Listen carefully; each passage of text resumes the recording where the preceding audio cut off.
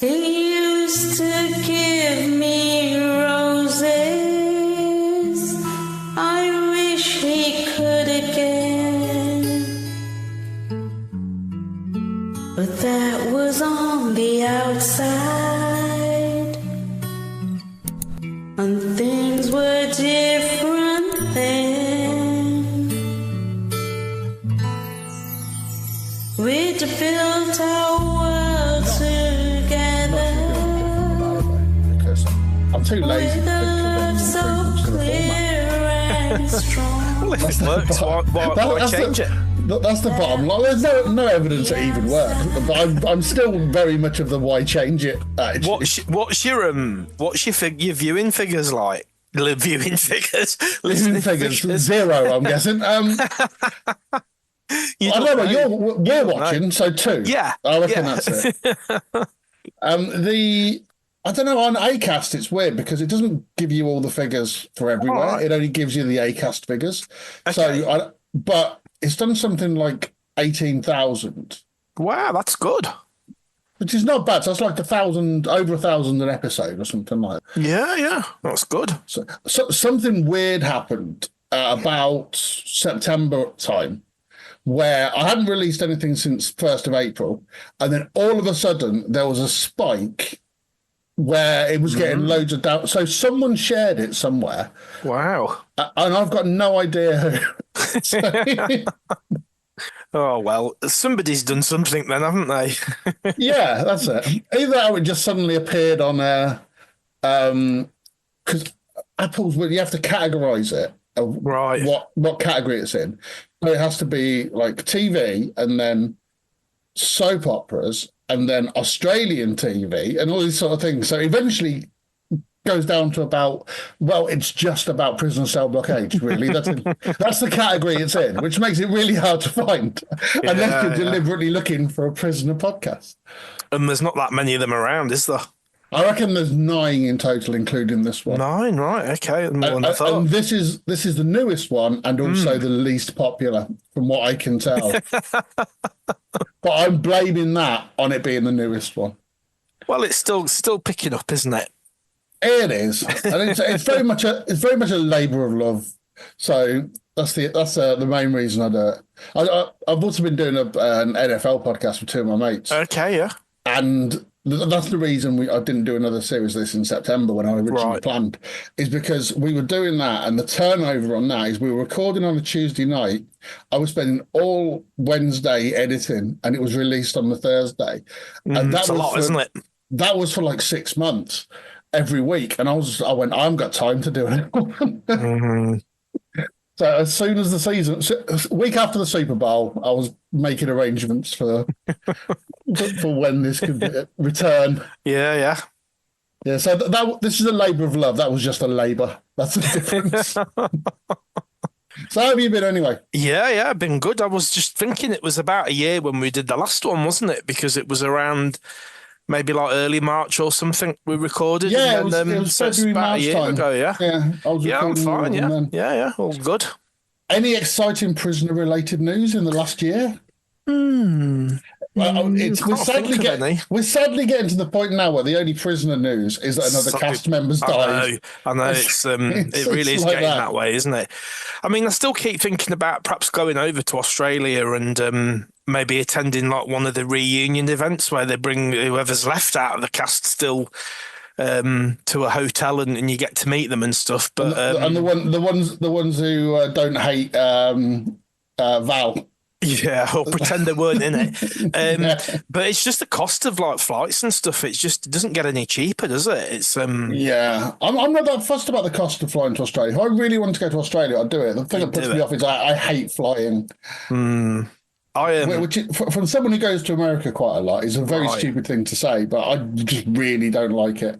I had a holiday in Thailand and that was like a direct flight and it was 12 hours there and 13 coming back, and I was like, God, I don't think I could face anymore. It's just such a long flight. I thought after lockdown and stuff like that, I'd be able to handle being stuck in a plane for like long haul flights more. So I was just more used to it. No, it turns out I hate it even more now, because at least even during lockdown, I had the opportunity to go around and walk around the garden for a bit. I don't even have that option on a plane. I know what you mean, though. It's like you'd think it conditioned us into being able to accept being stuck one place for like a long period of time, but maybe we've grown less tolerant of it. I don't know. Yeah, and that was months rather than like 12 hours. It felt like it was years, but I mean, it probably was months, wasn't it? I'm trying to remember, because that was 2021. It was most of 2020. I know that much. Yeah, in fact, I was saying to someone the other day, I think it's next month. So by the time, I don't know when you're going to broadcast this, but it's probably about a month broadcast. Release this. It's probably about a month away from like the 5-year anniversary of the pandemic starting, and it's weird. I can tell you when it was. It was the 17th. It was St. Patrick's Day. March. Right. I was due to go out for a few beverages, and it all got cancelled. Oh God! And on the Saturday, it was my birthday. On the Saturday, and I was due to go to the Albert Hall to watch Steve Martin and Martin Short do their live show. Right? Obviously got cancelled. Never been rescheduled. I've still never seen Steve Martin. It's not good, is it? And in some ways it feels like it's not that long ago, but in other ways it feels like it's a lifetime ago, because I suppose some things have changed and they've not gone back to how they were before, and it's it feels like it's always been like this now in some ways, but not in others. Yeah, the other day I saw someone in a mask in the shop, and I remember thinking, Lassa fever. Weird. It just looks odd. I'm back to thinking now people wearing masks in shops are about to do a robbery. Yeah, or like, is there something wrong with them? Like they're hiding who they are. Yeah, so I'm definitely back around to my pre-COVID suspicion levels of other people in public. Criminals around, yeah. Then they'll get arrested and sent to prison. Absolutely. Oh, that's a fantastic segue into a show about a prison, isn't it? I know, yeah. If only we planned that, it would have been better. It's not going to be the episode with Susan Rice, is it, getting arrested? Now you've said that, being in a shop. I can never remember the episode details. Numbers mean nothing to me. I can roughly guess at what's going on, but the random number generator has generated episode 451. Right. Okay. Ooh. Which one did you get last time? I had episode 9. I was having a look earlier, actually. Oh, it was early. It was really episode early. Episode 9. It was a really early one, because you'd got that bit with the Bentley's house where you've got the really like the gold telephone and the bed linen and the woman's acting, yeah. And the really 70s clothes. So 451. That's got to be almost. Is it 1984? It's got to be maybe 83 or 84. We're post B. 84. Yeah. B's gone. I think, is it about 460 where it's probably like the end of 1983 filming, but it would have been shown in early 84. Yeah, I think. I don't know, we're somewhere around there. We'll see when it starts. Yeah, I haven't looked at it. All I've done is I literally download the episode. I get the number, I download the episode, and then I look at the previous episode's recap. Oh, of course, yeah, the recap. And I play that in, because I will learn everything that's going on from that. So shall we have a listen to the recap for episode 450? Let's do the recap. I mean, for some reason I spelled recap with an S rather than an A in the file, but that's just my bad typing, I think. So. Previously on Prisoner Cell Block H, Rick confronts Meg about her behavior and Erica Davidson heads the strike negotiations.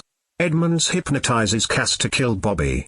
Reb seems frightened by Myra's sudden appearance, but she recovers quickly, and to Judy's surprise Myra doesn't do anything to respond to Reb's challenge to take her on by herself. Pixie wakes up in mid-sentence and Ralph has some difficulty getting her to shut up long enough to remind her that he is still alive. Myra tells Judy that she has a headache and can't defend her place as top dog. The doctor told her that she could die if she got another hit in the head. Judy promises to not let Reb take over totally until Myra has recovered. Bobby is disappointed that Myra won't be challenging Reb, and points out she is Reb's principal suspect for lifting her money. Sure enough, Reb heavies her at the first opportunity, but Joan turns up to collect her share of the take just in time to stop it going too far. Pixie worries she's coming down with some psychological illness after turning down Ralph's second proposal of marriage. Phyllis and Cass both seem to have undergone a sudden personality change, which makes Judy decide to contact Scott Collins to find out about Dr. Edmonds. After dinner at Meg's house, Jonathan hypnotizes Meg, and while she's in a trance state, and surprisingly talkative considering, he plants the suggestion in her mind that Joan is a good officer and that Meg herself is a laughingstock for being such a wimp. In order to win back respect, she must punish the prisoners as often as she can. Next day at work, Meg startles Colleen by defending Joan in the staff room and saying she intends to adopt a stricter approach. Sure enough, when Meg catches Reb sauntering down a corridor, she slaps her for answering back. The women refuse to believe Reb when she says that Meg hit her. Meg walks into the laundry and immediately puts Judy on a charge for insubordination. Rick meets the daughter of his local newsagent. They find they share a taste for terrible old progressive rock groups and is invited to dinner with them. Anne doesn't believe Reb either when she complains about Meg's behavior, especially since Meg is temporarily back to her old sweet self. However, before dinner Meg has punished 5 prisoners, and put 3 of them on report. Anne invites Jonathan to dinner to explain to him why she has been a little distant with him. Meg is snappy with Colleen in the staff room when she tries to find out what is wrong with her. Jonathan pretends that he is seeing a male colleague that evening when Meg wants to go for a drink with him. Joan collects her cut from Reb, taking double after she missed the day before. Anne tells Reb that Erica Davidson is coming to negotiate with the women, but if the strike is not called off, there will be no negotiations at all. Reb tells Anne that she have to talk to the women before she can make a decision. Jonathan hypnotizes Cass and plants a suggestion that she should kill Bobby. So that was a really good episode, that one, wasn't it? Meg trying to do different kind of acting was one of my favourite things, because she's so one note all the way through the series. And it's the first time she had different, and it just looks silly. It's good when they put her in a different setting. I mean, I remember the one where she won't, and she's in court, and is it when Margot's run over someone at the halfway house and she's stolen Meg's car, and she won't lie. Meg won't lie, and she gets contempt of court. And I mean, it's like, why would you even say that? If I answer, then that will jeopardize the halfway house. Hello, you've just said she's done it. So, what a stupid thing to say. But and then she ends up in the slammer, doesn't she, for a couple of episodes? And there's that great scene with Margot where she's like, "Oh, trust her to get a lift back to the prison with the police." Well, she's not giving them a lift. Yeah, they're bringing her in as a prisoner. It has to be spelled out for Margot, doesn't it? Just the look on Margot's face as well. Honestly, if it's not a 50s rock and roll song, Margot's no good.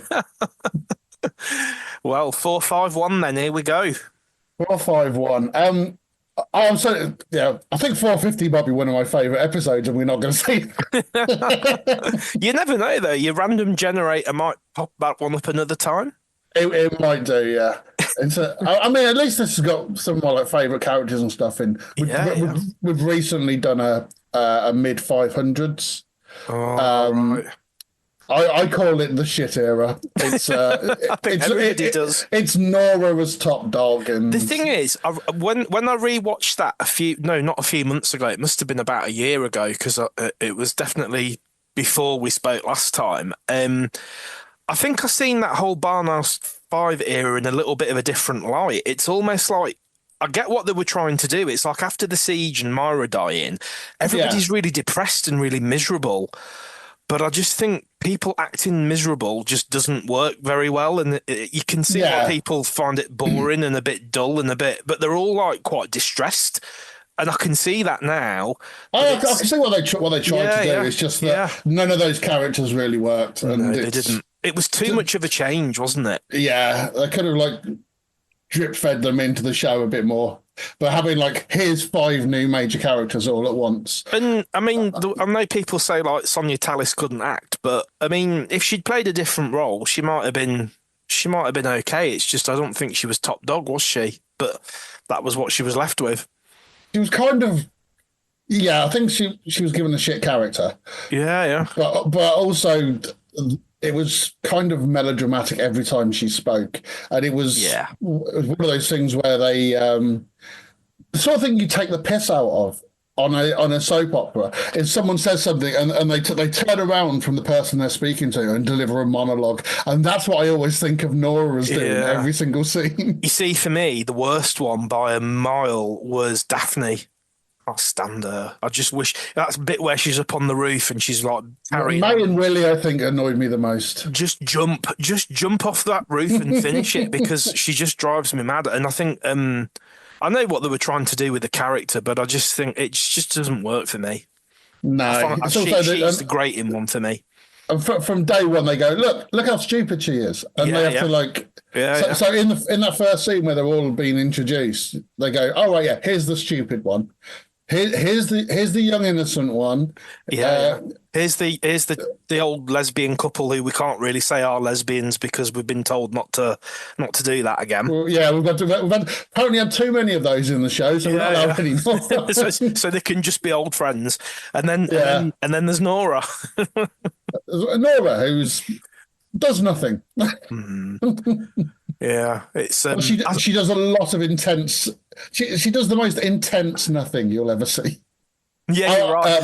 Lou's the best thing about that era, isn't she? Absolutely, I think obviously you got Joan, but on top of after that is not many great characters in that little run. But you should focus Lou's on great. You should focus on it being the Lou Kelly era. Absolutely. I know people go on about the Barnhurst 5 era, but we should really focus on it being the Lou Kelly era.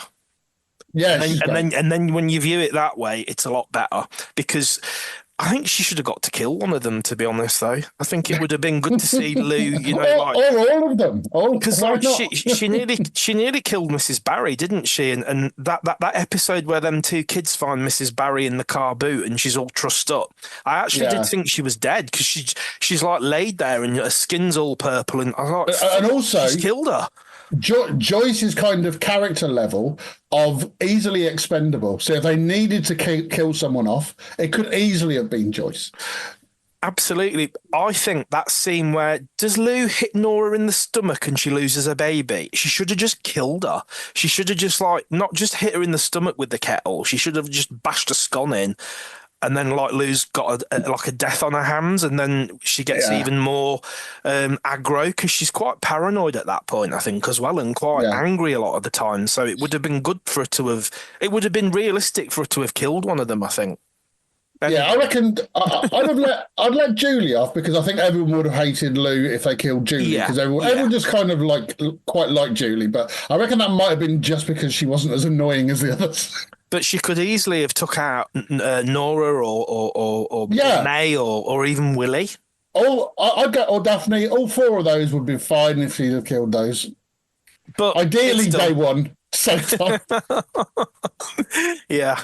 Anyway, that's in about 100 episodes' time. Yeah, so you can talk about that with someone else. When that one comes up, you'll be dreading it when your generator comes up with 5. I think, is it the 560s or the 570s? If you get another one, that's the era we had. Yeah. If you have another one, Mervyn, not again. Fucking Mervyn's epilepsy. We don't care.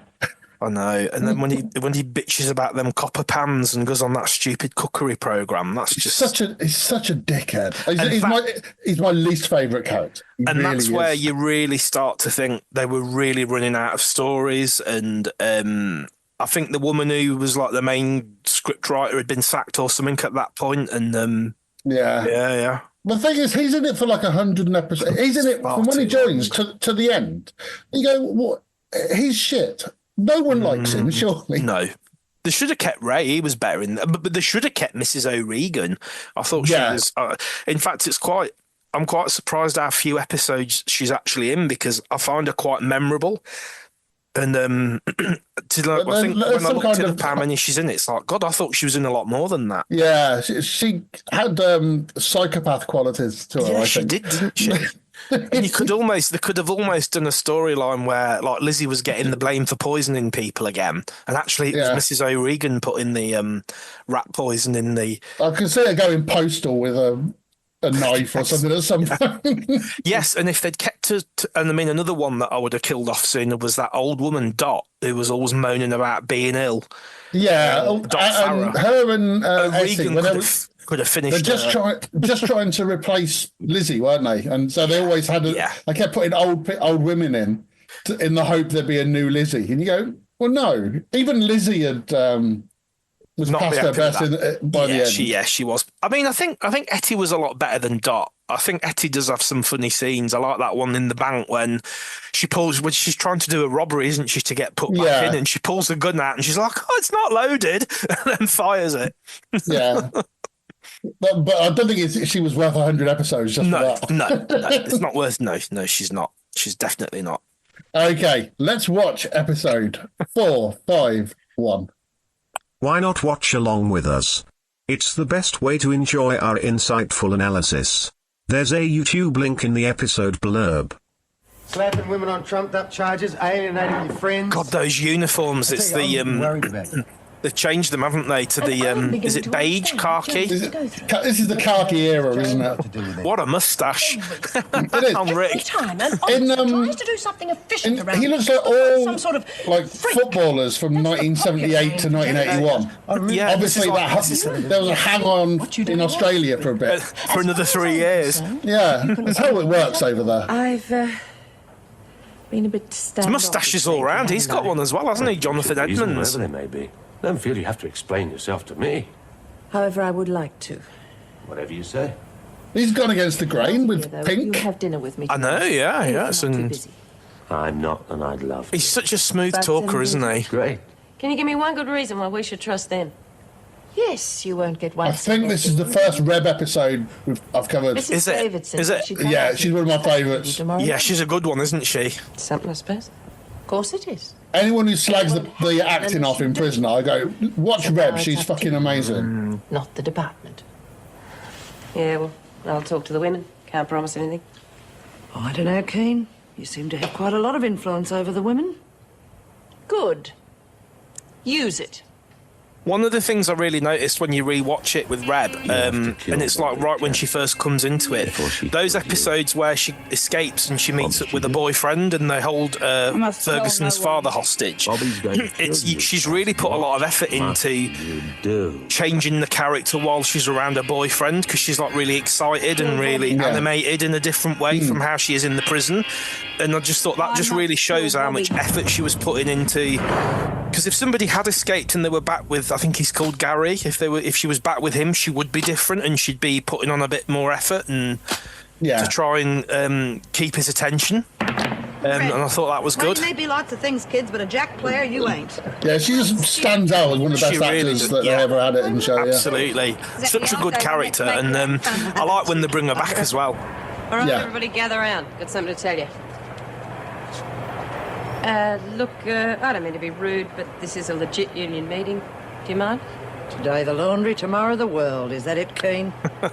Could be. Ferguson has some good lines. Monday, though. I'm a bit busy this week. Just don't push your luck. Let's get this lot back to work. I was saying the other day, I think she's the greatest TV character of all. Yeah. Relax. She's fantastic. We've got them right where we want them. And if you don't think that she is one of the best things in it, then So we'd only go back to clear off. You're getting the show wrong. Yes. If she's not your favourite character, you're getting the show wrong. Yeah. Yeah, but she won't come. Like hell, she'll be here tomorrow. So Phyllis is still around. Playing conditions. This must be a singing competition. You know, when they all do they do Old MacDonald on the farm? From now on, maybe. But I'm also thinking it might be near the end of Phyllis. Yeah, it could be actually. She's serious, Stu. Because I think this is like where Bobby had Spoiler alert, flat, isn't it? Phyllis is going to die. Yeah. Oh well, here we go. Oh, hi, Cass. What are you doing here by yourself? She looks psycho, doesn't she, Cass? Yeah. What am I doing here by myself? Oh, Mara. Oh, how's your head? Oh, a bit sore, love. How you going with Dr. Not tonight. I've got a headache. Seems like a mess. Look, if your head's real bad, you'll have to Okay, don't everybody stand up, it's only me. That scene with Cass when she kills that guy is one of the best things I've ever seen on TV. Yeah. I've seen that they recently interviewed the actor that played, is it Mr. Bridges? And he was telling them about they made like a plaster cast head, but they've never showed it. For when she chops his head off. It's perfect as it is. It's really, really good. I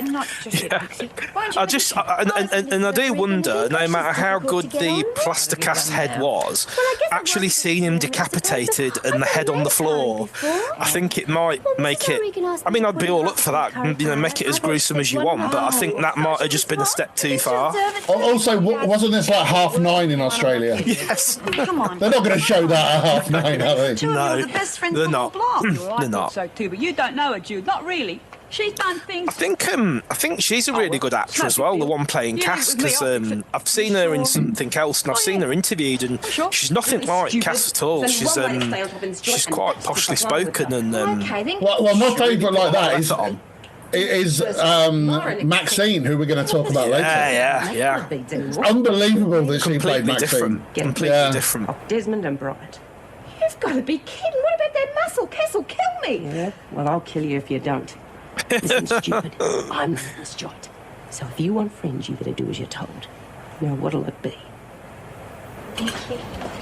And that's believable from Reb. You really think she would have done it, because she's got nothing to lose, has she? So when are you going to do it? After tea. I've got an idea, but let's wait till the others get here. Oh, watch that. Pixie said that she'd...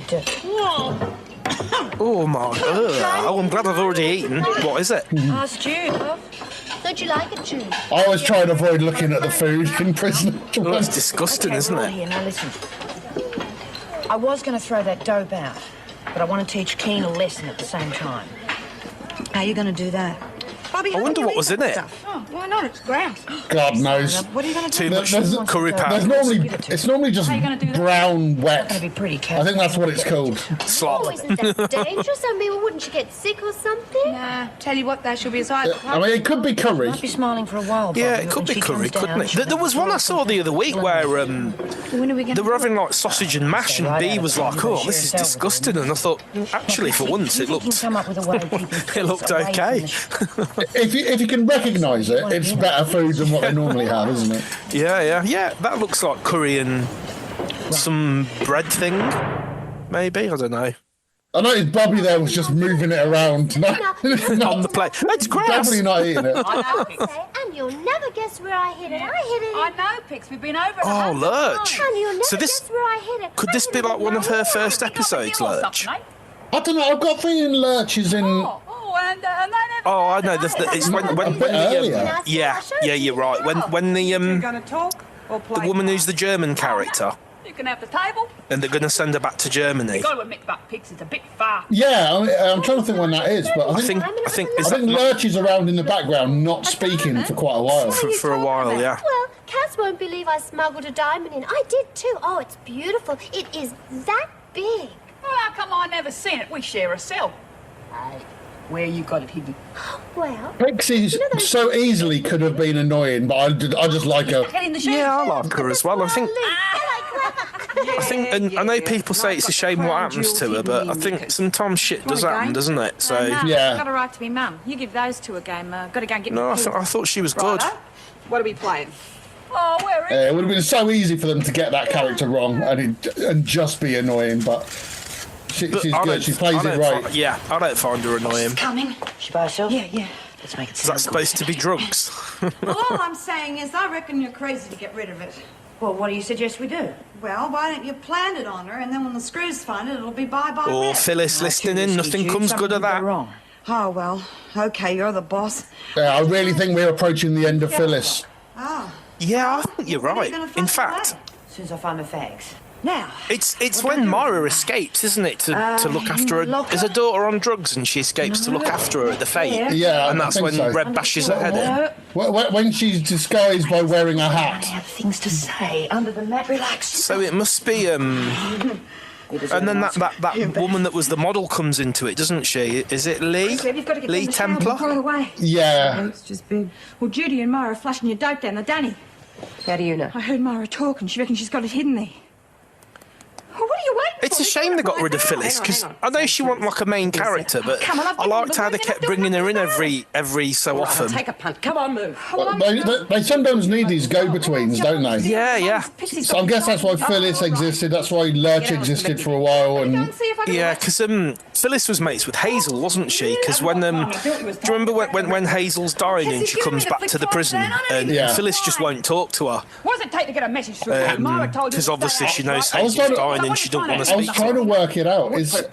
Does Hazel have the shittest life out of everyone in prison? Oh God, yeah, absolutely. And then the police set her up and kids so get took off her, and it's awful, isn't it? And then you've got a brain tumour. Yeah. Follow me all around, real good, mate. And then one day... She's probably on the show for like 3 years, and just everything that happens to her is bad. And she just gets worse and worse and worse as it goes. But actually, I thought that was good, showing how someone deteriorates, and they've been to prison, and they've lost the family, and the husband's shacked up with someone else, and she doesn't see the kids, and then she's an alcoholic, and she gets blamed for something, and it's like a downward spiral, isn't it? But it's weird that she was kind of like a subsidiary character. You'd expect that kind of thing to happen to a main character. Yeah. I think that just shows how good Prisoner is, that they still gave good stories to some of the minor characters. Yeah. Just like that. What do you think, Jude? Because there were still good actors, a lot of the minor characters. They just possession. 9/10 of the law. Oh, yes. Well, they were getting other work, weren't they? Which is why that they weren't always available for to be series regulars. So and you got people like Margot and Chrissy and Helen that come and go, but they still gave them good stories, didn't they? Oh, catches on quick. Yeah. Well, apart from Helen's sister being in that cult. Yeah, that was a bit of a low point, wasn't it? It kind of was, but it's also one of my favourites because it's so ludicrous. Badly done, and when they stab the guy in the attic, and well, not so much that, it's when you actually see the cult, and it's just one bloke in a town hall in some kind of curtain dress. Oh, they're forcing the drugs down her. Oh, is this where she goes off her tits? I thought that was when she came back because she'd been abused at the other place, weren't it?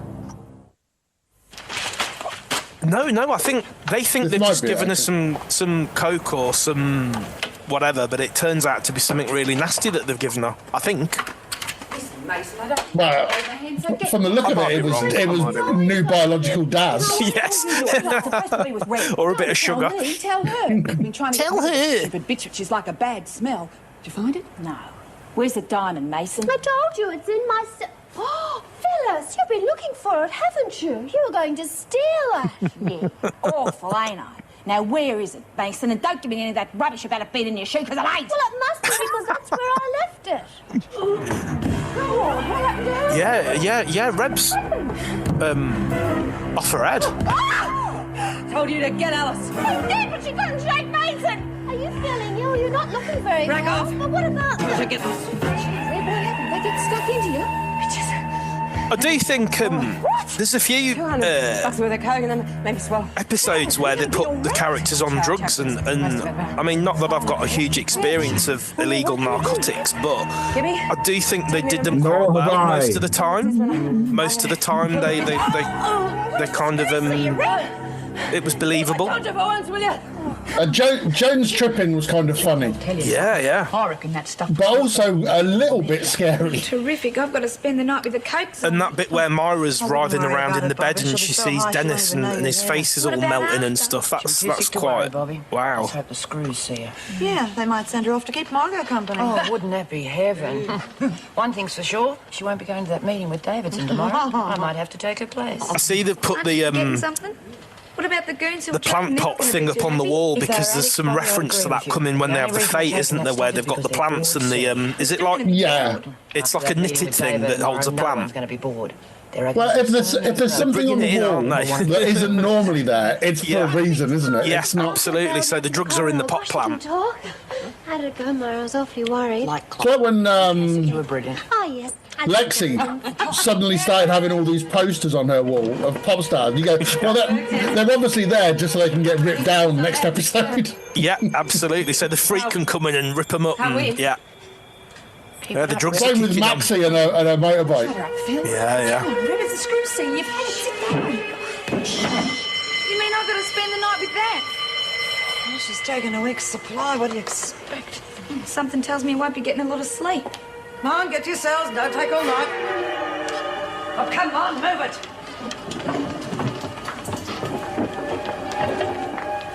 That's what I call doing A night in the cells on drugs, Teach you eh? a thing or two, Desmond.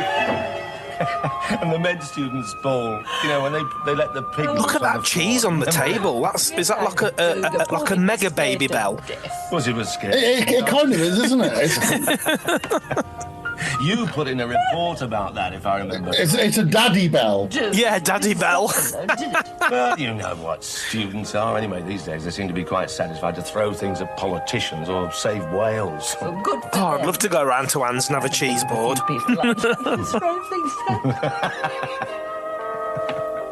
That's really making me want some cheese. That laugh, that smile. I'm generally in a state of wanting cheese, but that really makes me want cheese.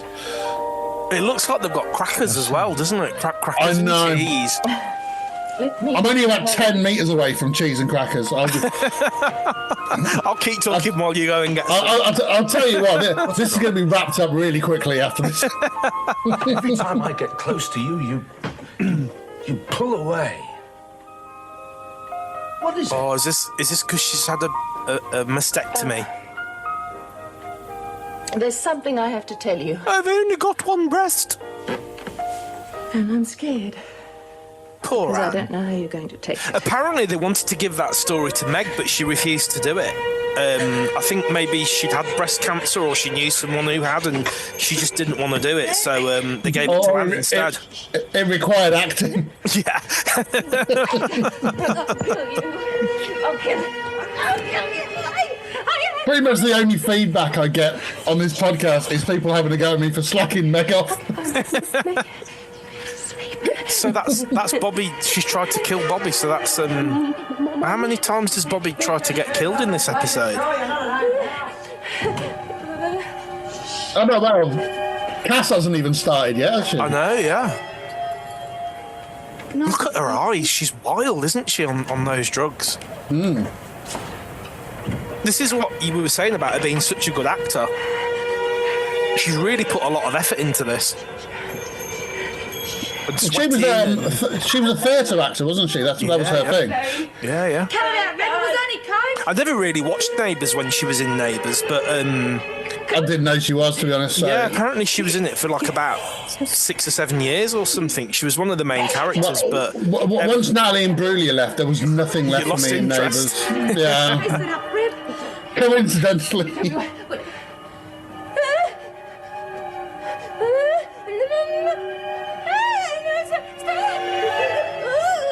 Well, they've got that music on again with the drugs. There's the duck. Yeah, that duck comes up at the fate, doesn't it? Well, I couldn't think of what else. Yeah, we must be really near the fate. Just walked They're dropping all hints of it everywhere, aren't they? Yeah. We've seen the pot plant. We've seen the duck. Oh, geez, I laugh when Phyllis suddenly reckoned she had to write to her mother.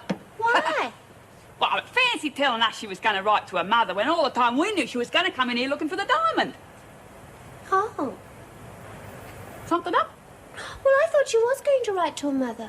I wish she was going to Oh, look for the Pixie. diamond too, but... Oh, gosh, She's so bloody likeable, Pixie, isn't she? The thing is with these two, they're both as thick as each other, aren't they? So it kind of works. For the late spring clean. It's amazing how the dust collects, isn't it? Terrible. Clean it up or you'll be on a charge. Only Pixie would get away with waving a duster in front of the freak's face, wouldn't You're a she? pretty good actress yourself. Well, I think even the Screws just kind of like her because she's not threatening in any way, is she? No, she's not. She's not. I mean, what's she going to do? Marry her? Yeah, that's probably it. This is the background music that they played when Donna Mason was in it on drugs as well. It was only coke. Oh no, I'm wrong. It's when It was the murder, wasn't it? Yeah, it's when Penny Seymour gets her neck broken. That's it. Yeah. I always think that the music in it is weird for that scene because it's kind of good, and then at the end it goes all early 80s experimental synth pop. Marry me, Anne. I loved you more than anything in. I love the music on Prisoner. I could sit and listen to it all day. There's a playlist on YouTube with all the It was like a second prize. Because before I had to cancel the ones I did last year, I was going to get a proper musician on to talk about the music in Prisoner. Oh yeah. I remember you talking about that. Yeah. So we still plan to do that at some point. But yes, because you'd ask for people to nominate scenes with particularly good or particularly bad music on it. Just noticeable music in them. Yeah, because I think I replied. I think the Penny's murder is just one that cracks me up because 90% of it is spot on, and it's just right at the end. It has all these synth bleeps that just seem wrong. Yeah, because if I remember, the one that I put on, and I think it's a good use of music, was right at the start with Bill Jackson's funeral, when Mum's in the cemetery and Mum wants to go and talk to Meg, but Meg won't look at her, and Mum's like really lonely, and she's like trying to be nice, and Meg just turns away and walks away, and it's just really sad. You really get how lonely Mum was, and yeah. Coke doesn't do that. Oh my God, Bobby's in there. Bobby. Yeah, it's drugs, isn't it? Unspecified drugs. I mean, what would cause that? Would that be rat poison or something? Yeah. Something that's mixed in with it, I'm guessing. So it's probably Coke cut with something. Yeah, it will be, because that's like hallucinations, isn't it? So is it acid in Coke or? God knows.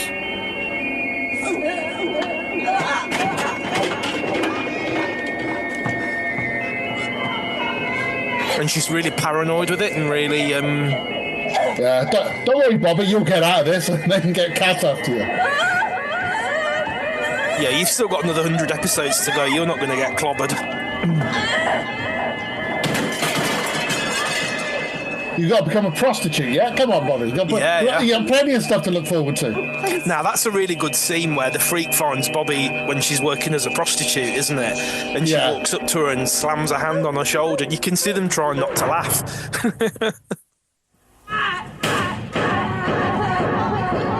Hasn't that bit already happened? No. Isn't that when Sonia's in it? So is this post Sonia? Yeah, I'm sure. This is after Sonia. But I'm sure the bit where Bobby and Sonia go to Sydney, don't they? Yeah, I think we've already had that. Oh yeah, because Sonia comes straight after B, essentially like within a few episodes, doesn't she? And then Sonia, Bobby gets caught by the freak, and the freak takes her back to prison, and Sonia's still on the run, isn't she? And then she disappears. I think this is not long after that. Yeah, it must be. Yes, it must be, because it's when Bobby's working as a prostitute, she gets pregnant. And she must still be pregnant, or at this stage. Bobby's all right, just take it easy. I reckon we're probably like only 10 episodes after that then. Yeah, I think so as well. Which means we've narrowly missed out on another Alf Stewart appearance. Yeah. And this is the one where you get to see him in bed with her as well.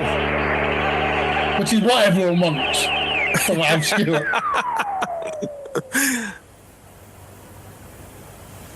Miss Ferguson! What are you doing there, Mitchell? You've got to come to Red Cell quick!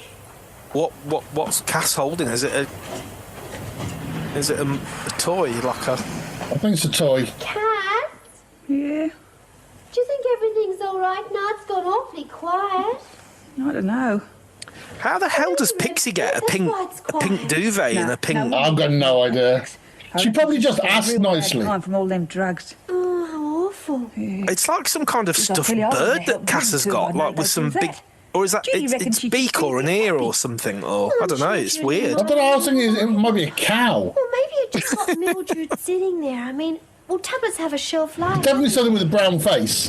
Yeah, I don't know, Pix. Yeah, it's weird. A donkey, maybe? It's all over now, Bobby's all right. Heavens, I thought Red was going to kill her. It's just non-specified creature. It's a You moose. better watch out, but she's been using her luck up lately. I reckon it's going to run out real soon. I reckon it is, yeah. I reckon you're right. Oh, I think it's a moose. She has a friend like you, isn't Well, she? that's all from this week's episode of Name That Toy. He's having some sort of slip drugs, I think. Yeah, well, we've all seen that God, before. look, she's spasming. Look, you wait here. I'll call an ambulance, right? I'll get something for Mitchell, too. She's had a rough time. Bobby's all right, isn't she? Bobby's fine. Just take it easy. Get something to calm you down, eh? I'm not touching any drugs, no way. Yeah, it's not too pretty, is it? I wonder if maybe this is like they send Bobby for a health check and this is where they find she's I'd rather pregnant. not be by myself for a while. Not just yet. Fine. Because like you say, everything's in it for a reason, isn't it? Yeah, and at least until they decide something isn't working and just scrap it. Yeah. God, that dressing gown, it's seen a bit of action, hasn't it? Right, I'll be there. What are you implying? Get down, right? Trouble? Oh, yes, I'm afraid so. I'm sorry. I'm going to have to go in there straight away.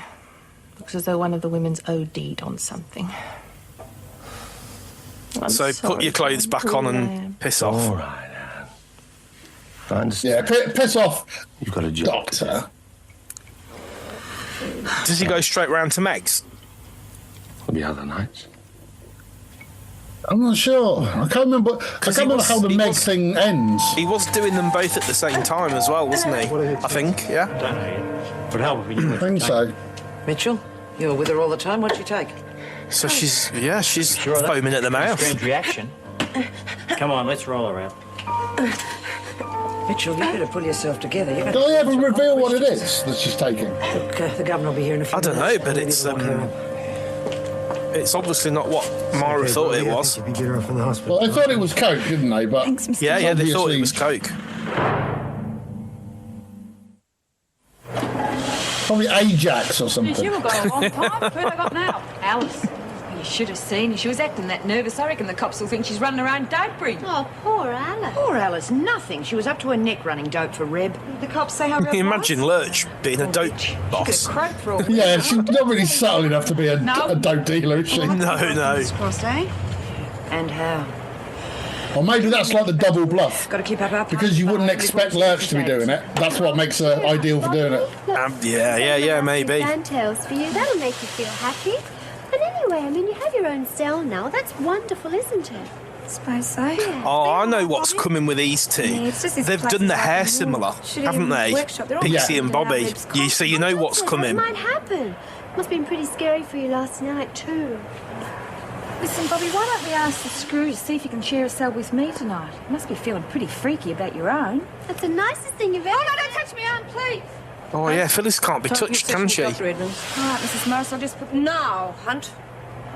Oh, Oh, man. it's evil. It's still evil Meg, reckon she's got a touch of pain. which is still kind of exactly the same as normal Meg. The rest Yeah. of you can take those smiles off your faces. Unless you want to lose your buyout too. Have I lost me buyout? Yes, for 1 week. Want to try for 2? Now get a move on. Do you think she's trying to be Vera, isn't she? Honestly, I Yeah. don't know if Mrs. Morris is Arthur or Martha lately. Yeah, well, it has to be something pretty serious. Arthur or Martha? Arthur or She'll Mother. see the doctor. I always think one of the great things about Meg is that she delivers every line the same. I think it's almost a skill. Of course, they. No matter what the scene, It's pretty it's weird. Nothing we can do till you she's get like a your metronome. No, unfortunately. With the hair not moving. Yeah. Thank you, John. Well, we're a long way dreadful from flowers. Yeah, we're a long way from original Meg hair helmet here, aren't we? Yeah, Which is still the best Meg look. What is it? Besides, It's still a pudding basin cut, though, isn't it? Yeah, it never really changed from that until right at the end, I don't want you to. where it goes a bit Chris Waddle. come on, Anne. What does that make me? A one-night stand? The You 80s honestly perm. think I swept you off to the bedroom if that's all I wanted? I just don't want you to. But the early one, where it's kind of orange and looks like it's solid. God. It's, yeah. That's It the won't. best Meg look. And I'm sure there's a scene where there's somewhere where it's really windy and everybody else's hair's like flying around and Meg's is like concrete. Meg's is getting more solid. Time as it is. And I've got an appointment. I'll see you later, ladies. Charming as ever. Mrs. Powell, now she was a good character. Mrs. Powell! I thought I should let you know that the police will probably be here all day. Oh. Yes, they want to question the other blocks as well. Apparently they're determined to find out how such a large quantity of drugs got in. They're not the only ones. Remember when they tried to make Colleen Vera? And that didn't work either. Yeah. Apparently it wasn't cocaine she took. And that's kind of why Joan came in. To find out just exactly Because they needed a bad screw, and Colleen couldn't be it. It's in that bit between them, isn't it? Yeah. Well, because she doesn't she beat someone up? Or as if we didn't know. I just remember she's like, now it's my turn. Oh, isn't it when that the ones who are protesting outside the prison and one of them gets arrested and she's like, because doesn't one of them hit her or something? Yeah, she gets her revenge on them. She's an absolute psycho for a bit, but it wasn't believable psycho. No. A prisoner, and you do what you're told when you're told. Now you just stop that. But I did think when her daughter gets kidnapped and she's like a bit. Well, she's not a bit. She's really off with the woman who. Oh God, Carol, who shoots her husband, the kidnapper. When Carol comes into the prison, Colleen is like really going for it with her, isn't she? And that's realistic because you would be.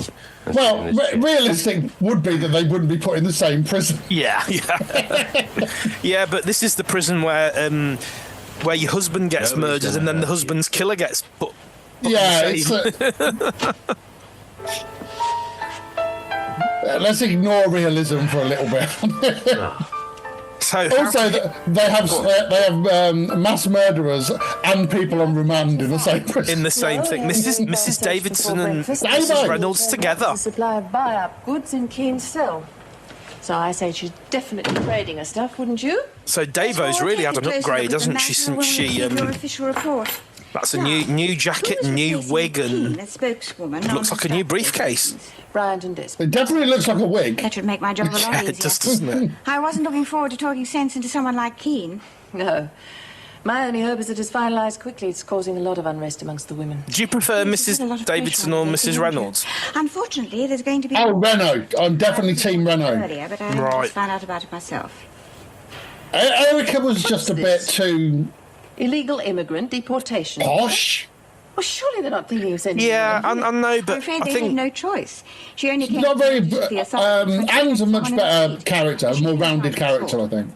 But it says I guess so, but I like the way that Erica in the earlier episodes where she constantly is trying to like reform the prison and the prisoners just act up and cause so much trouble and it just puts her in a bad position with. I really like her and Ted Douglas together. I think that was really good.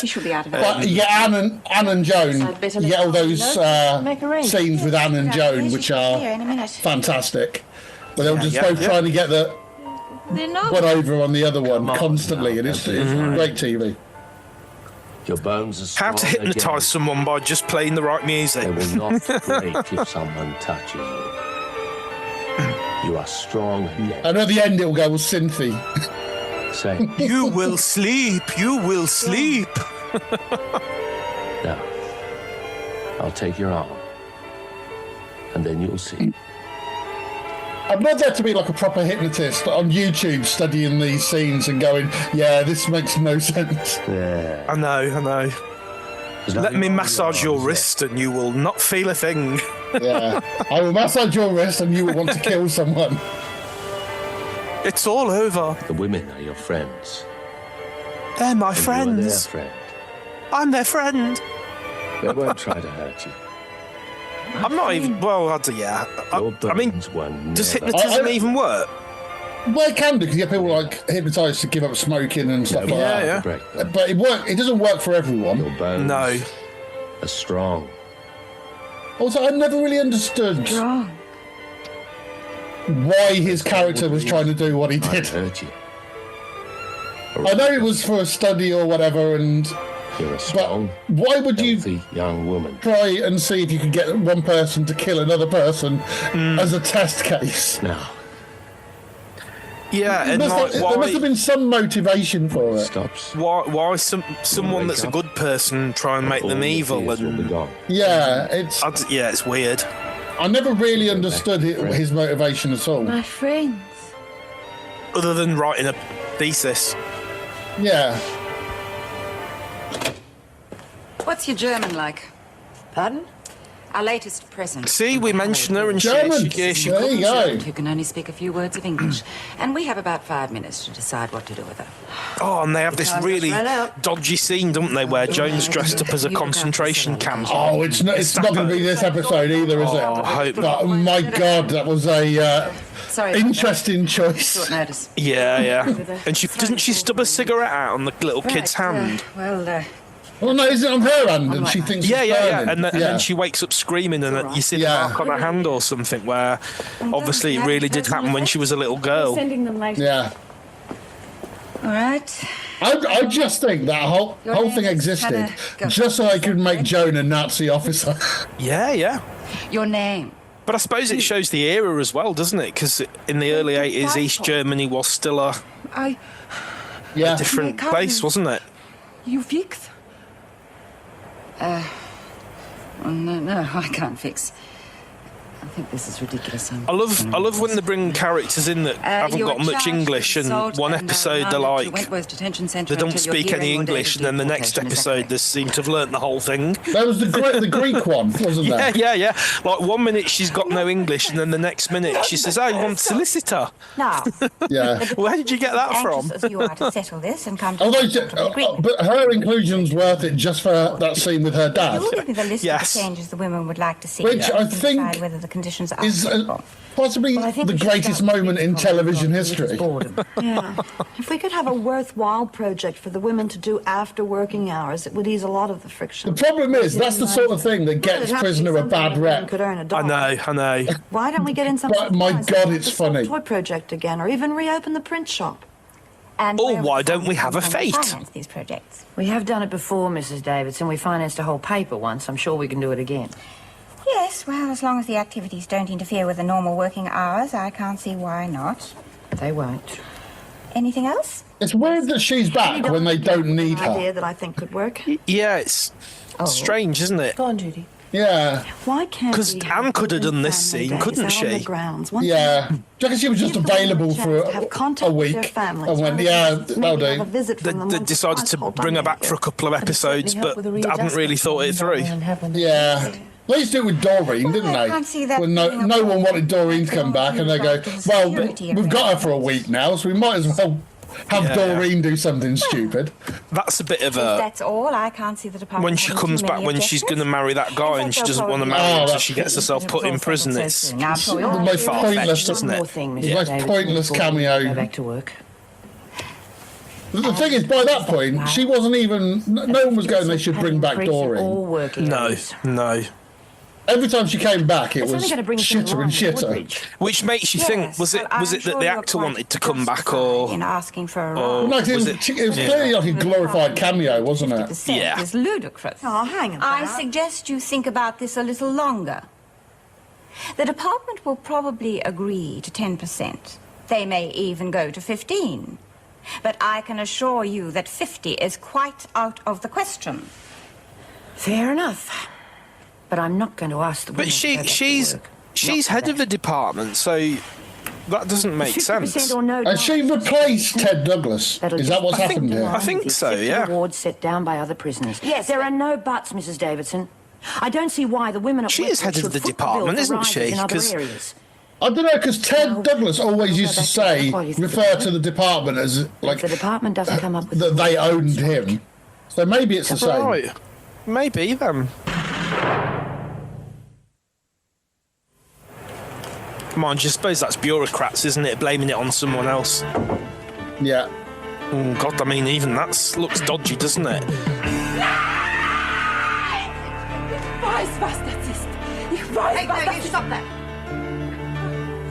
Stop that foreign muck. Speak English. Understand English.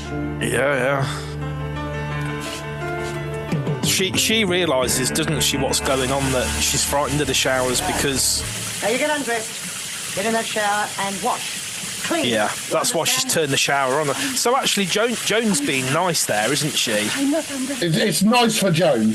Yeah. See, she's seen the pennies drop. She's seen her tattoo. The concentration camp. 15% don't sound like much. It's not. It's an insult. It's awful. I don't blame you for marching out. So what do we do now? Stop working again? No, we promised we'd keep working while they thought it over. All right, and they're not going on strike. No, it's been a lot. You better not pull anything like that. One of the first episodes I ever saw was the one where Well, you know what I reckon? B storms into the laundry and says, "Right, damn tools, we're on strike." And march all the way to Government House. I've never forgotten flags that. streaming there and the banners waving around. I've always I've no recollection of about it. I think we could. the first episode I saw. Well, we can't right now. I know roughly when it would have been.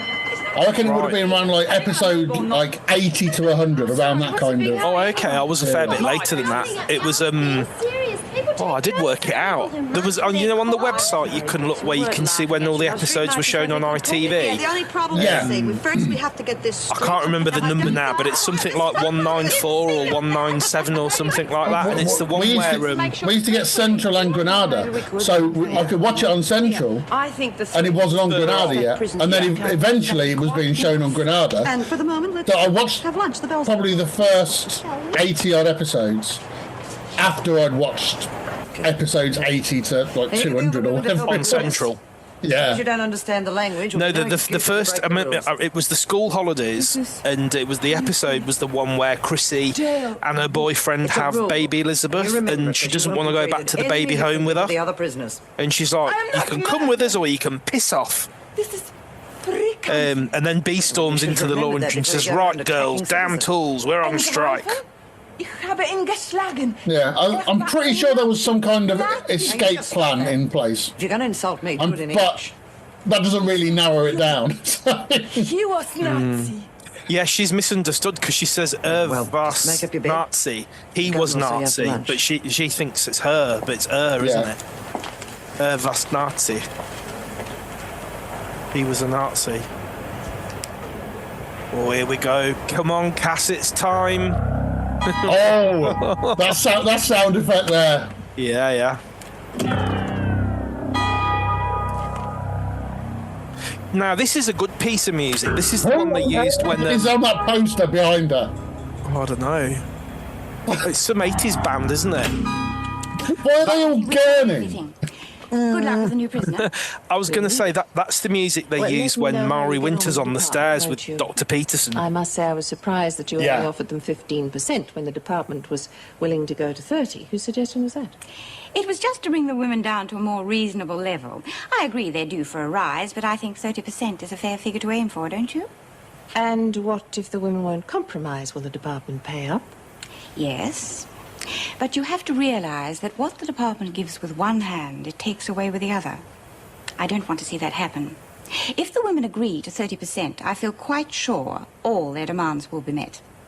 Now, I totally get why she wouldn't come back because she'd left, but I think it's a real shame that we never got Vera again, because I think even if I managed to have a couple of scenes with Anne talking to Vera at Barnhurst, or even like a scene where Vera picks up the phone and rings and says, "Get rid of Mari Winter," and I know stuff, so.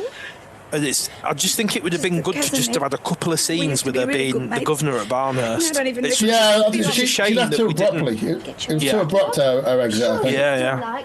But I get why she left, and you it's wouldn't want to like go back. 200 odd episodes or whatever it was, and went, that's enough for me. Yeah. Thanks. I do get that, but which is fair enough. But I think it would have been nice just to have seen. I'll get one. Well, you stay right here. Just maybe one episode with her in. You can't be wondering about. What would have been good is if when Meg got sent They're down, in my locker. They sent her to Barnhurst. they sent her to where Vera was. That would have been good. Here we go. So that's Pixie, isn't it? Yeah. We have to kill Bobby before she. But that's Bobby. Bobby, you've got to kill Bobby. And then it's back to Pixie again. So they changed the actress over.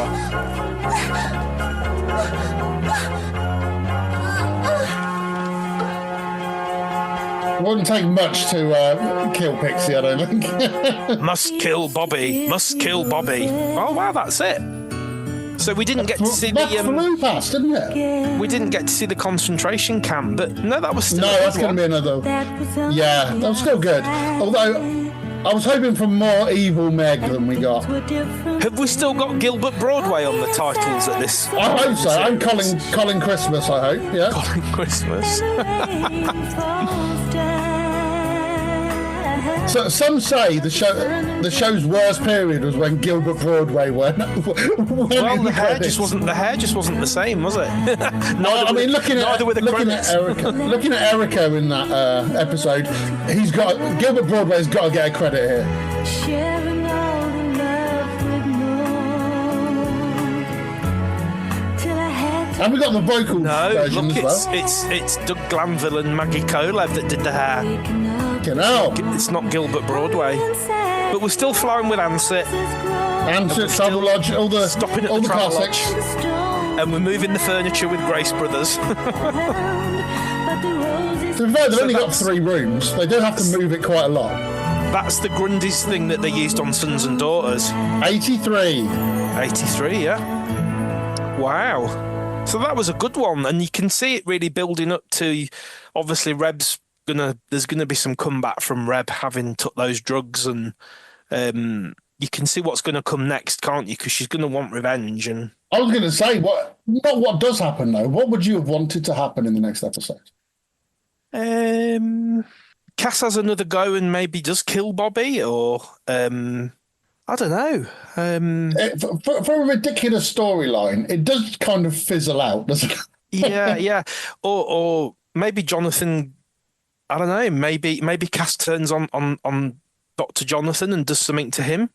Yeah, that would have been better. That would have been better. And maybe the German woman, maybe she becomes hysterical and attacks someone, or I don't know. Maybe she attacks someone and Cass gets the blame for it, or something. Or I reckon it must be that scene with Joan the Nazi must be the next episode. It's got to be. It's got, because it can't drag on for too long. Because don't she get beaten up, or she does it? She lets Lou Kelly beat her up on purpose, doesn't she? Something like that. But the first thing is where she has the nightmare and everyone rushes in. That's right. Yeah, so that's got to be quite early in her story, I think. But back to, we mentioned Lurch. I think that was maybe one of the first times we seen Lurch speak. I mean, yeah, you're right. She was stood in the background quite a while, but I think because Lou wasn't in that one, was she? No, and Lou's around at this point, I think, definitely in the. But this is 451, so yeah, Lou's got to be around.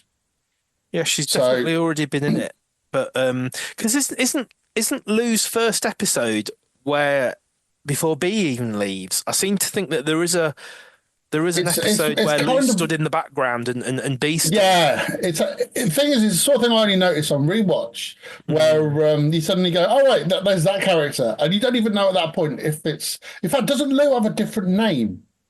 Isn't she referred to as something different? She's Tammy Fisher the first time they mention her name, and then Tammy becomes that one with the long, dark hair, the one that gets shot in the siege. Yeah, Tammy Fisher to start with, but then they called her Lou Kelly. There's these sort of things really. They probably, when they were making the show, they probably went, in 30 years' time, people aren't going to be sitting down and watching this. They're not going to be noticing this character's got different names. And I mean, there was not even any sign of the internet when that started. So they wouldn't have even thought that there'd be websites dedicated to the program and people would be able to. People weren't going to get Google things, and even the idea of releasing it on VHS probably wasn't around when the program started. Yeah, I mean that was like late 80s, wasn't it, when we get into on VHS? And like back then, they were wiping stuff, weren't they? There was lots of TV shows that have just been wiped, and even I think with Prisoner, there's a couple of episodes where there was tape damage, and they had to get the tape they had to source it from somewhere else in order. It's noticeable on some of the DVDs that there are a couple of episodes that look shit. Yeah. As opposed to the ones that look shit because for some reason they're all in the dark. Which they had a few episodes like that, and I was and there was a few shots in that episode that were. I mean, obviously it's brightened up so we can see it, but you can see that it's when it's been filmed, the they've clearly not had the lights on and stuff. But no, I enjoyed that. That was a good one, but it went really quick, didn't it? It did seem to fly past. Same length as all the others, so it's it just goes to show there's a lot going on at the moment. The 400s, I think a lot of people think that it goes downhill after B goes, and it doesn't. The 400s, there's so many good storylines running through it. I actually think there's a really dull phase or a really shit phase after the fire. You know, when they go to Woodridge and you've got... When they run out of money. Yeah, and you've got that boring... Is there a woman who was at school with Colleen and there's some nonsense about that... I don't know. I don't know. I can't even remember. I just remember there was a character that knows Colleen from like younger days, and then it's not never mentioned again, and it's just really weird. And then they bring that other family in who... Doesn't Colleen have an affair with the husband and the wife's in prison? And they've just got this succession of these short temporary characters that are just forgettable. Yeah. And you've got that awful Penny, not Penny, Petra. And the Doctor. And I just think that's just a rerun of Karen and Greg, isn't it? From the early episodes. Which had already run its course. By the time the end of their story, no one gave a shit about those two. And then to try and do it again with Petra, you go, Petra. And then they bring the actress back that was in the first episode, the one that hanged herself, and she plays like a drug using pregnant woman who comes to the halfway house crying, and her husband's beating her up. And I think, does she fall downstairs and lose the baby or something? And it's just like there's I'm going to do a special, I think, on people who played two characters. And I think that phase of it after the fire, and maybe like before B leaves, I think that's a bit of a shit phase. And I think it picks up when B leaves. I think B leaving and there being a lull before that, because I think a lot of it is financial, because they really went over on the budget for the fire, and at the time I think Val Lehman's negotiating a new contract, and they're going, all right, we haven't got any money for it, so she goes, fine. Goes. Yeah. And in fact, I'm saying it's a shit era, but that's when Nola Mackenzie comes into it, so it's not that bad. But I do think, apart from Nola, there's not really much else to see that's good, because that's a really good storyline, but it does kind of dominate the show, doesn't it? I think the show's at its best when they've got loads of different strands, but sometimes you get like one storyline that's just everything, and that was it with Nola, I think. But it is a great story. Absolutely. And it's just a shame some of the other stuff that's around it, because I think that's where it lets it down a little bit, and it's one of those ones where you could like really go on about how much you love Prisoner, but if you showed it to somebody that didn't know it, and that's an episode that you saw, you could quite, well, that's shit acting, and that scene's wobbling. That's it. On an episode of this, it was someone's first episode of watching Prisoner. They'd never heard of the show before, and we got an episode in like the 560s, and you try and sell the show based on an episode with Nora and all that. Yeah. And I even said about 10 minutes in, I went, this is possibly the worst era we could have watched an episode from, because this isn't going to give you much to know what the most exciting thing that happens is Auntie May's knitting a new cardigan for somebody. Yeah, possibly, yeah. Although, I mean, I think one of the best things in that bar nurse era is the siege, and actually the episodes leading up to it. The siege is great. Where Ruth comes into it, and they're gonna. There's a really good episode where I think Mr. Ballinger has got his men in the car, and they're about to try and spring her, but Ruth's not allowed out into the garden or something, and Ruth's trying to kill Myra in the showers, and that bit's really good. So there is some good stuff in that era. I think this was about half a dozen episodes after the siege. The one we watched, downhill, because Nora's already top dog. She's just become top dog, and that's because Myra's not around, obviously. So we narrowly missed out on probably the end of the siege, which is good. And again, that was a big chunk of their budget used, I think. Yeah. So, and also, when you've built up to a big story like a fire or a siege or a riot or something, it's probably quite hard to maintain the same pace of action afterwards, and people are probably quite knackered and exhausted from having because it must be quite draining to film. I mean, when you look at some of those scenes in the fire where you've got the freak and bee banging each other's heads on the floor, that must be physically quite draining to do that. And yeah.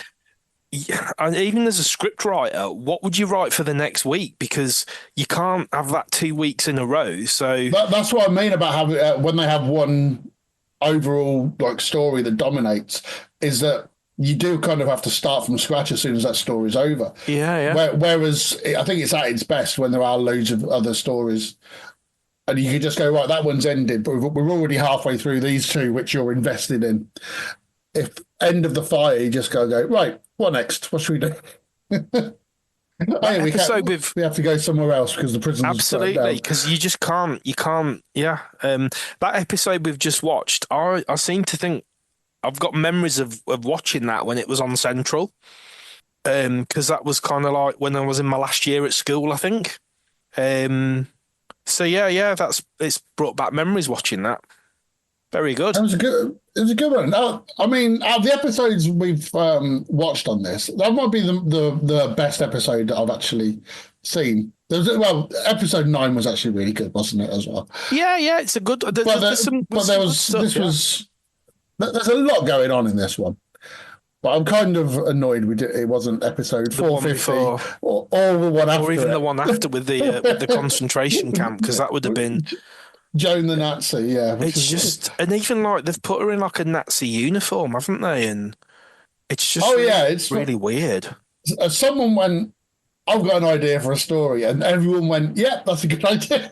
And like the little girl that's playing Hannah, the character of Hannah, hasn't she got like a Jewish star on her or something? And it's something like that. It's quite like, wow, they've really gone for it. They've really and it's like where it's filmed as well. It actually, I mean, I know it's not a concentration camp it was filmed in, but it looks really scruffy and dirty, and you think they've obviously like found some grotty old brick building in someone's back garden, and it just looks awful, doesn't it?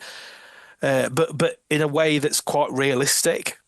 It is. At least it's not the same place they use for a bar and a hotel, which they clearly do on occasions, because the red brickwork, and you just go, right, we're shooting down that end it's a bar, down this end it's a hotel room. I think isn't one of the classics at the first halfway, not the first halfway house, but the first one that Judy has, where every time she opens the door, there's like a really bad painting of a shop across the road. And then when Doreen goes to get a job in the shoe factory, it's the same building. And it's like, couldn't they have driven somewhere else rather than just filming it across the road from the halfway? It's like so ridiculous, isn't it? Again, though, they're assuming people aren't going to be watching it again. Of course. So... And that's a really good era, I think, as well, when you've got, and I suppose, like, thinking about Maxine, that's kind of like where she's in it, isn't it? Where she gets released into Judy's custody, and there's all the stuff that goes on there.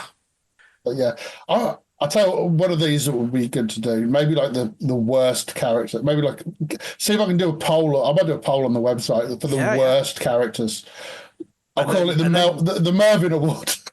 And then when you've got like the top 10 or something, do an episode like dissecting why they're so bad.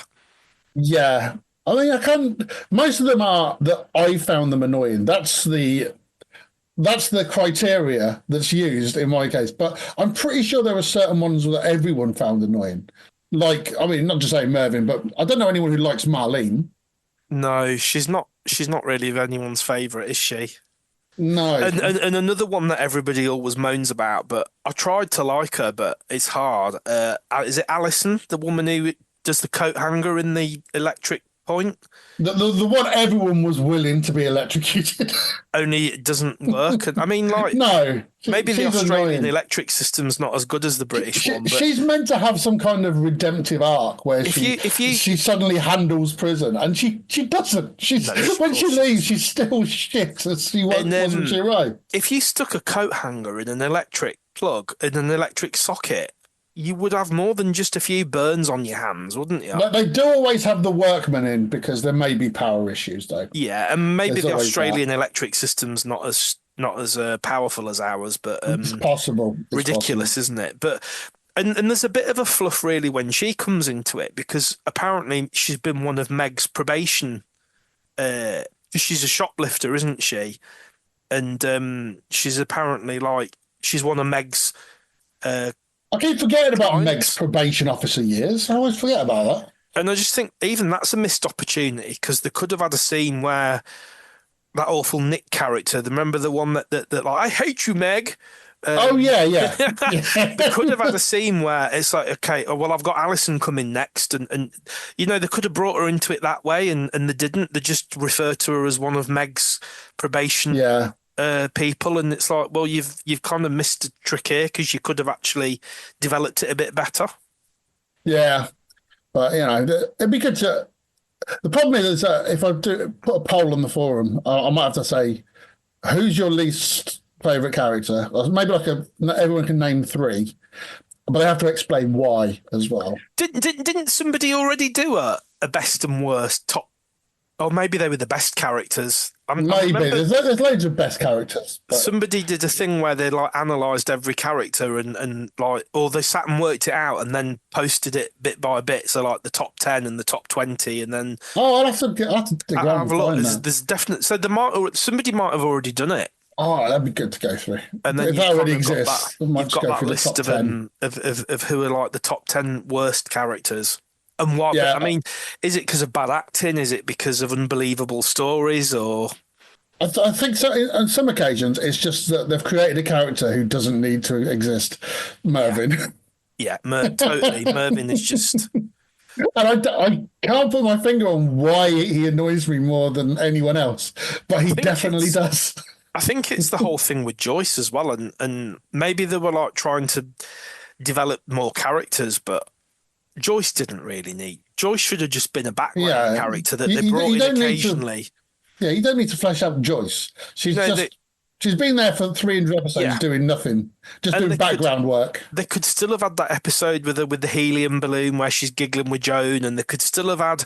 She could still have been Meg's neighbour, but they didn't need to bring all that nonsense in about. No one wants a Joyce romance. No. And no one wants it with fucking Mervyn. And that bloody cookery, that's probably that. I'm so glad when your random generator picked up what it did, because if you'd got the episode with the cookery contest, Mervyn on the cookery show. Oh my God, what the? It's just pain. It's a fast forward one. That one.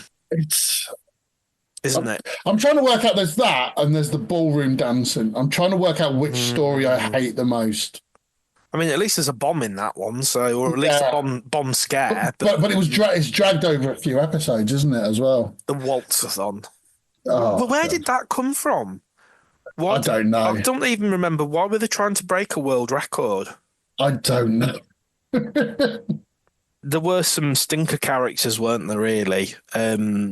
As I said, some of those halfway house characters, once Judy moves to the second halfway house, is it Helen that helps her find it, or Helen's got a contact that's an estate agent or something? And it's never really explained why they move. I just wondered if maybe they wanted a new set or something. Well, they had to use the existing set for something else. I know Judy comes into some money, doesn't she, when there's that... I mean, that whole thing with her sister... I don't know whether it's just... Again, that's another story that's kind of built up for weeks and then just ends. Yeah, where her sister's there and she's trying to con her and... Yeah. It just feels a bit like... And then doesn't Judy try and throttle her, which is quite funny when you see Judy I'm going to kill you and all of that. And then doesn't Mrs. Davidson do a surprise visit to the halfway house and she's like, Judy, don't, you'll lose your parole and all of that. And I just think it's a bit daft, really. But then she does come into money, and is that when she decides to get... Didn't she buy the other house? I think so. I think that's what it is. It's a bit like, why? Why would you buy... If you're running a halfway house, why would you buy it? Yeah. Anyway, but I think... Get into property. You can't knock anyone for getting into property, particularly if they come out of prison. I suppose. Once they move into that second house, though, it does all of the, and perhaps this is to do with Maxine as well, but all of the charm of the halfway house and Maxine robbing the teapots and trying to seduce Tony. And I know people moan about that young couple that turn up and do a drugs overdose, but it's still an interesting story. Yeah. And the girl survives, doesn't she? And then doesn't she give them some legal help or something? Because she's training to be a lawyer or something. It's something like that. She helps someone get off, doesn't she? Or she gives them advice and they manage to get off or whatever. It's kind of weird that's the same character. All of the charm of that first halfway house, I think, is just totally lost once they move into that bigger house. Yeah, it just feels like it's just one series of shit characters after another. And also that second house, that's been used for so many other characters. Yes, houses. Because isn't it essentially the same house that Maxine goes babysitting in? I think it is. It looks like it's almost the same. When you see like Sally Dempster going up and down the stairs in the middle, and then you've got the kitchen on one side and the lounge on the other, it is almost the same set, isn't it, as the halfway house? Yeah. So I think. I mean, I'm aware there were limits on like production costs and stuff like that, so they have to reuse sets, but they didn't always make it difficult to spot that they were using the same sets. I know. Well, and even like admitting that it's Grace Brothers that just move the furniture around, isn't it? And then they do a lot of it. To be fair to them, they earn their credit. Yeah, because I think isn't the dining room and the rec room the same set, but they just used to definitely wheel the tables out and put the same snooker set. Table in and stuff. And yeah. I just remembered another bad character. Do you remember when Judy does go back to prison after she's killed Hazel? That bloody woman that the department put in to run the halfway house, and she's like really up. Oh God, yeah. Fuck's sake. Is it Alice? And they get a name mixed up or something, and they think there's somebody called, is it Eunice? And then it's Alice that comes, and she's like, I'm nothing like her. And you just think, oh my God, and she's just awful. But luckily, it's one of those ones where they realise quite early on it doesn't work, and so they just got rid. Yeah, they do that quite a lot. And I think it's one of the good things about it is that if a character doesn't work, they'll just go, right, we'll get rid of them because Well, why have them stick around? Because it's only going to like degrade the quality of it, isn't it? Yeah, but it's it's also quite a brave thing to do because they've obviously spent time writing scripts, but they will throw the script away if it's no good or it's not working. So you do get these storylines that run for like 4 episodes, and when they suddenly stop, you go, "That's good. They've realised the same thing that I was thinking, that this is going nowhere." And one of the ones that when I saw one of the interviews with the woman who was like the head of scripts or whatever, and one of the characters that they had to do that with was Bev Baker. Yes, because she was too fucking mad. Too mad, and like I think people were saying, I've had nightmares, and like this is quite like, what have we done? Yeah, she was a genuine psycho, absolute psycho, and it was because I think the show was 8:30 to 9:30 or something like that when it was actually broadcast in Oz. You can't have someone that psychotic on a TV show that's going out at that time. I mean, that'd be on like these days. That should be a character on a show on HBO or something like that. That bit where as Bobby tried to escape and her hands are all cut from the barbed wire, and Bev like grabs her hand, and then she's like, I'm going to undo the stitches. It's like, oh my, that's horrendous. Like to do that to someone's hands. And then she kills that guy with the knitting needle. It's the weird thing is, as a character and as a performance, I think she's fucking brilliant. Yeah, but amazing. But it couldn't continue. You can't start at that level. You could have had someone come in and maybe go mad. Yeah. But you can't come in and just be at like 100% straight away. But they must have planned more for her, and they must have had a story planned for what. Because if they cancelled her because she was too scary, you just wonder what would they have done with that character. if she'd continued. They must have had God, something no. planned. Bear in mind what they showed. It must have been something else that the network obviously looked at it and went, "We can't have that." Yeah. I mean, was she gonna? She'd already killed a temporary character, but you know, she killed someone with a knitting need. Yeah. Well, were they going to use her to kill like a major character off, or maybe? I'm trying to think maybe...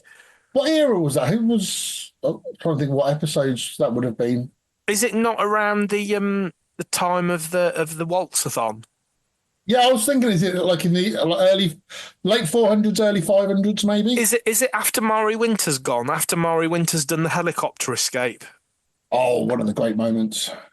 Yeah, I don't know. I'm going to have to. After. At some point, I'm going to just remember things that happened and see if I can put them into an order that they actually happened in, because I sometimes it all makes sense and I can go, well, this leads to this and then it leads to this. And other ones I'll just go, I might be 100 episodes out on this.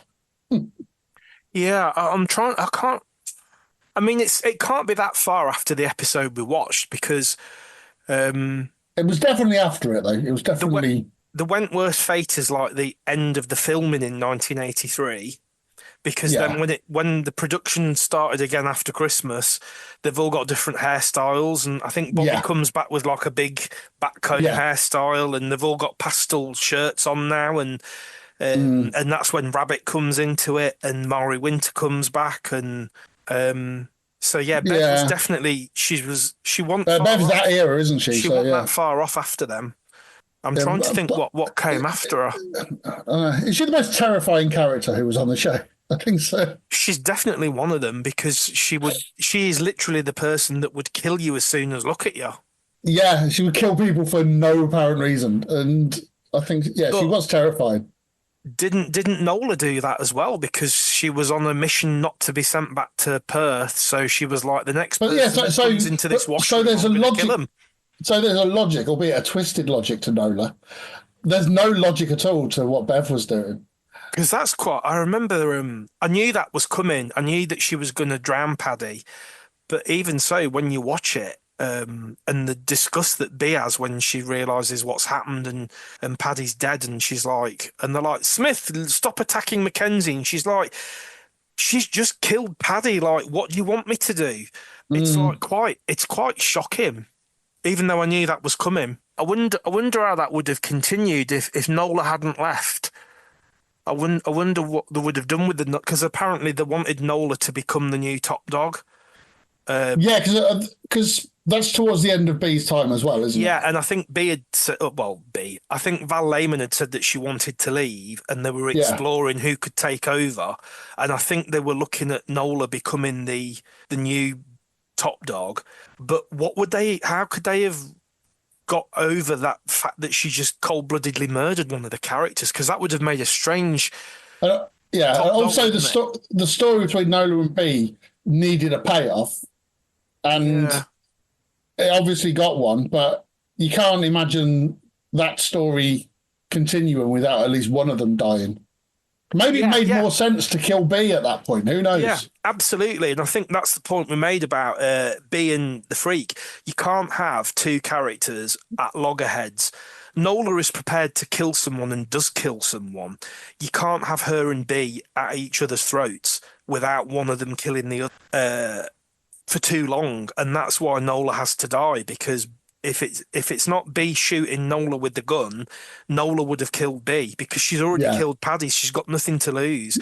Bea's already murdered people, so she shot her husband. And I don't know, but Bea's killed 2 people and was 6 months away from parole, apparently. So. Yeah. So they did the right thing, but I do wonder what would have happened if it had been the other way around. If Nola had killed Bea, or maybe the Freak had killed, or the pair of them had killed Bea.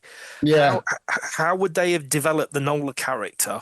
And would they have softened her over time? Or I think it works better as it was. It reached that climax between her and Bea. I think that kind of made perfect sense. And obviously great television as well, the way it climaxed.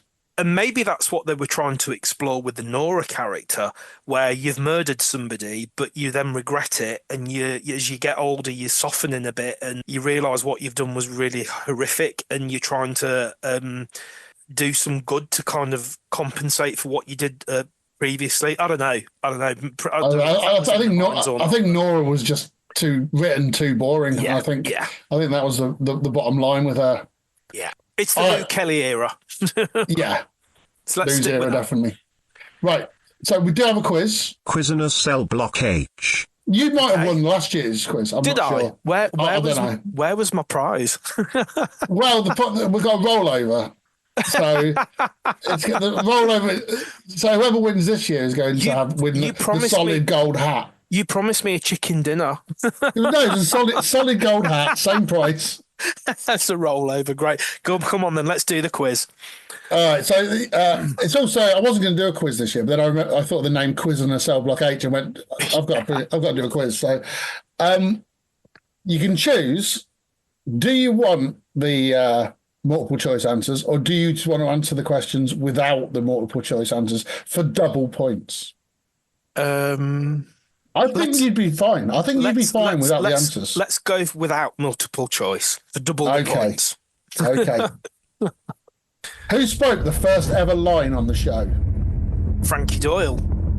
In how many episodes did B. Smith appear? Oh, no. 300 and... This is going to have to be a guess. So she leaves in episode 400, but she's probably been in about 372 or something. She's been in Panto. So how many times was she in Panto before she left? Who did Kate Peterson arrive at Wentworth? Sandy Edwards. Which was the only character to appear in both the first and last episodes? Meg Morris. Or Meg Jackson. Who was first introduced as head of the Prisoner Reform Group? Myra Desmond.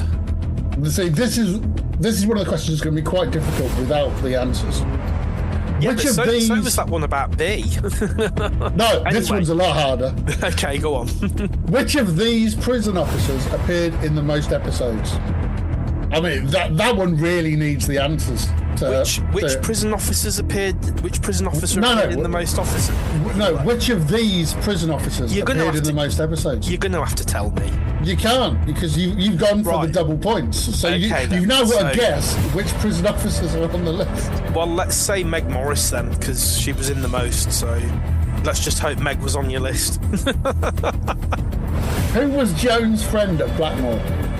Cynthia Leach, but she was called Cynthia Druin first. Who played Chrissy Latham? Amanda Muggleton. Here's another good question without the answers available. Which of these characters appeared in over 100 episodes? Let's say Maxine Daniels, but I bet she didn't do a full 100. But let's stick with Maxine, because we've spoke about Maxine, so... Yeah.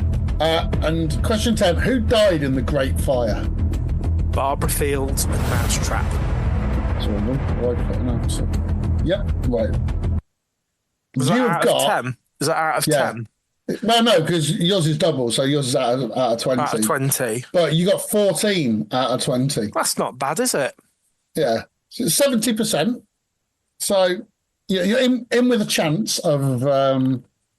Are you allowed to tell me which ones I got wrong, or will that spoil it? Or I think it's obvious which ones you got wrong, isn't it? It's the ones where you didn't know what the answer, the possible the multiple answers choice were. ones that I couldn't. Yeah, because you just wouldn't know, would you? No, one of them was one of the wrong answers I put. So okay, you correctly guessed one of the wrong answers. Do I not get half a point for that? No, unfortunately not. That'd be a really shit quiz if you because then everyone else still good. 14 still good. 14 out of 10's going to take some beating, isn't it? Yeah. Particularly for the people who have never watched an episode. 14 out of 10. Yeah. But the roses here are prisoners. When morning comes around, he used to give me roses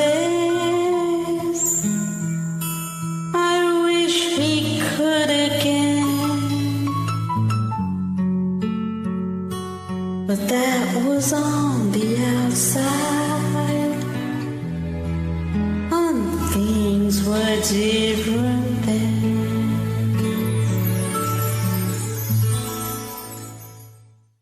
Get in touch by emailing no.lagging.podcast@gmail.com.